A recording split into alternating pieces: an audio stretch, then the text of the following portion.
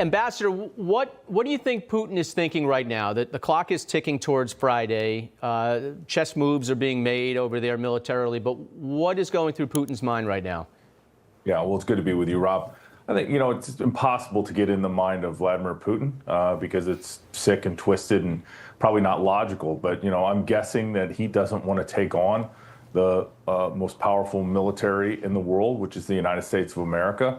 And he knows that his only source of income right now in a major way is his oil and gas exports. And if the United States of America, according to President Trump, sanctions those, puts significant impacting tariffs on his exports of oil and gas to India and Russia and China and Brazil, I think that's a significant move. And that could really undercut his ability to fund this war. Remember, he's paying the equivalent of about $100,000 a year to new soldiers that are signing up. And so it's unsustainable anyway, but I think him lashing out against civilians in Ukraine shows just how weak his hand is right now.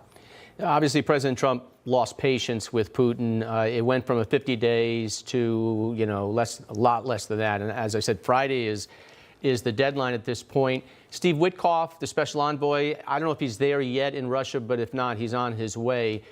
What do you think Witkoff is able to pull off, if anything, right now with Putin? Yeah, well, I know Steve. He's a very talented diplomat. Obviously, he's going there very soon, if he's not already there, to deliver an ultimatum. And that ultimatum is going to be that, get a ceasefire in place. The time is now.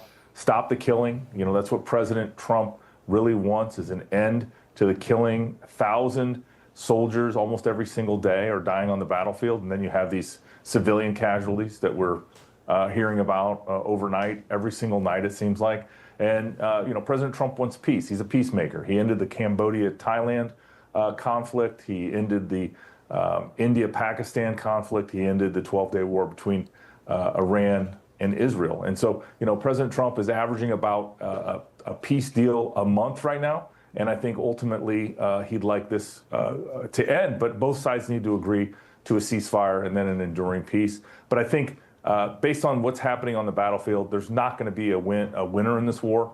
At the end of the day, diplomacy is the only way that this war is going to come to an end, and President Trump knows that, and I think he's trying to create the conditions to make that happen. So what role can you play as the ambassador to NATO with your counterparts, not only within the NATO countries, but also, obviously, with Russia?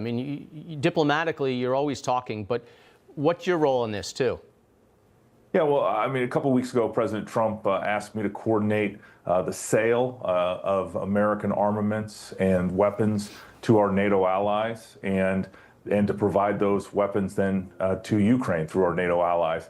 We're going to accomplish some big things in the coming weeks. I was just in Poland working on this issue with the folks that are actually moving items into and out of the conflict zone. And so I think, we are, expecting that these important, sophisticated, top-notch, top-of-the-line weapons that we're going to sell to our European allies and will be used on the front lines in the Ukraine war will be a difference maker. But at the end of the day, again, we need to stop the killing. That's the most important thing. Is China really the only country that Putin might listen to at this point because of his need, to be connected to them economically? Who else would have some sway? Yeah, obviously, Vladimir Putin thinks he has all the sway that he needs, but he is becoming quickly subservient to China. They buy a lot of his oil.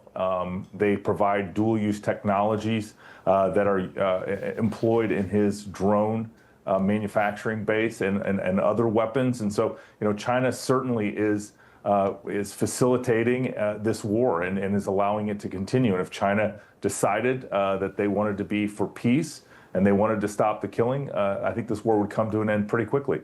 But at the end of the day, the two parties that are in the conflict, Ukraine and Russia, need to come to a ceasefire as soon as possible to make sure that people quit dying every single day.